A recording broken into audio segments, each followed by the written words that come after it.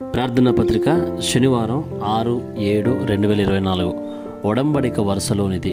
అపోస్తల కార్యములు 1వ అధ్యాయం 8వ వచనం. అయినను పరిశుద్ధాత్మ మీ మీదికి వచ్చినప్పుడు మీరు శక్తి నొందెదరు గనుక మీరు యెరూషలేములోను యూదయ సమరయ దేశముల యందంతటను భూదిగంతముల వరకును నాకు సాక్షులయ్యుందురని వారితో చెప్పెను.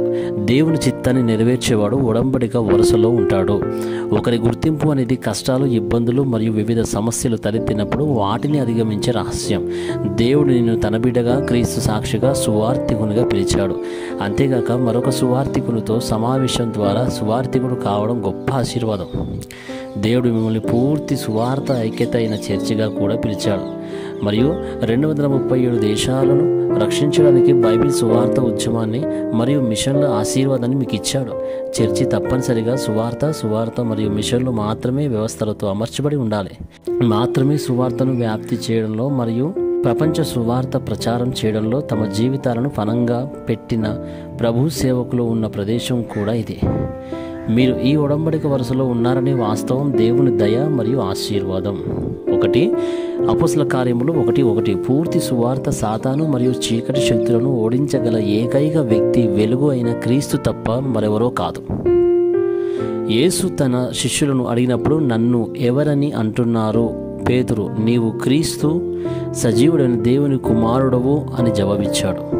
ఆదికాండం 3:15, నిర్గమకాండం 3:18 మరియు యెషయా 7:14లలో యేసు ప్రధాన వ్యక్తి.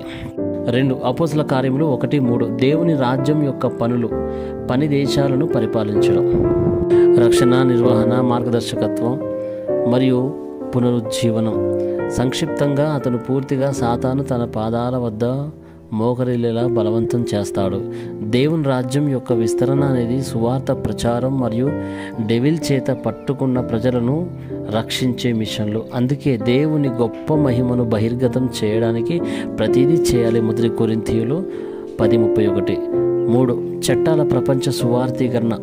1:8 ప్రపంచ సువార్థీకరణ అనేది మనిషి యొక్క గణన మరియు సామర్థ్యాల ద్వారా సాధించబడదు.